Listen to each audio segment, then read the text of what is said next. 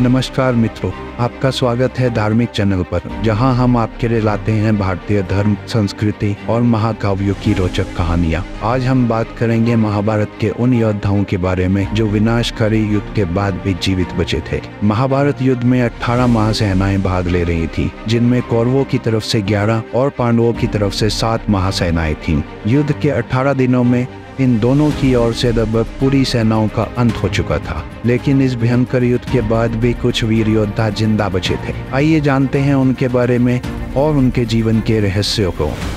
कृपाचार्य का नाम सुनते ही हमें महाभारत का एक ऐसा चरित्र याद आता है जो चिरंजीवी होने का वरदान पाकर युद्ध में जीवित रहे। कहा जाता है कि कृपाचार्य का जन्म दिव्य शक्तियों के प्रभाव से हुआ था। उनकी माता एक अप्सरा थी जिन्हें स्वर्ग से धरती पर भेजा गया था। कृपाचार्य महाभारत युद्ध के बाद पांडवों के पास वापस आ गए थे और उनके कुल गुरु बने। उनकी शिक्षाओं से पांडवों के पुत्र परीक्षित ने अस्त्र विद्या में महारत हासिल की थी। आज भी कहा जाता है कि कृपाचार्य जीवित हैं और किसी अज्ञात स्थान पर तपस्या कर रहे हैं। अब बात करते हैं कृतवर्मा की, जो यादव वंश के महान योद्धा थे। कृतवर्मा ने महाभारत युद्ध में कौरवों की तरफ से युद्ध किया और अपने पराक्रम से भीम और युधिष्ठिर जैसे महायोद्धाओं को पराजित किया। वह एक बलशाली योद्धा थे और अपने शौर्य के कारण कौरवों का प्रमुख सेनापति बने। मौसल युद्ध के दौरान सत्यकी ने कृतवर्मा का वध किया, लेकिन उनका साहस और पराक्रम आज भी भारतीय महाकाव्यों में याद किया जाता है।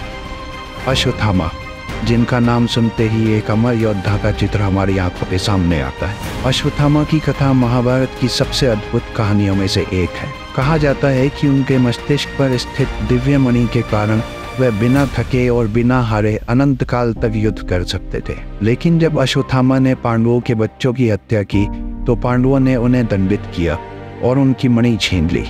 फिर भी अश्वत्थामा आज भी जीवित है। ये विश्वास आज भी प्रचलित है। माना जाता है कि वह दुनिया की किसी अज्ञात कोने में भटक रहे हैं अपनी पीड़ा के साथ। अब हम बात करेंगे वृषकेतु की, जो कर्ण के पुत्र थे और महाभारत युद्ध के बाद जीवित बचे।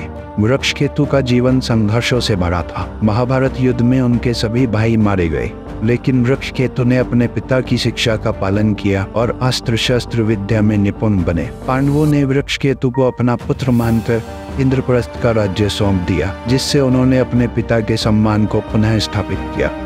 अंत में विप्रचिति, जो शकुनी का पुत्र था, विप्रचिति अपने पिता की तरह ही एक चालाक और शक्तिशाली योद्धा था। महाभारत युद्ध के बाद जब उसके पिता और सभी भाई मारे गए तो विप्रचिति ने गांधार राज्य का संचालन किया, लेकिन अंत में वह भी अपने परिवार की तरह ही विनाश की ओर अग्रसर हुआ। महाभारत के युद्ध के बाद भी कुछ योद्धा जीवित रहे और उनमें से अश्वत्थामा और कृपाचार्य के जीवित होने की कथाएं आज भी प्रचलित है। क्या आपको लगता है कि वे आज भी जीवित है या ये केवल एक मिथक है? हमें अपने विचार कमेंट बॉक्स में बताएं। अगर आपको हमारा यह प्रयास पसंद आया तो कृपया लाइक करें, चैनल को सब्सक्राइब करें और बेल आइकन को दबाना ना भूलें, ताकि हमारे नई वीडियो की सूचना सबसे पहले आप तक पहुंचे।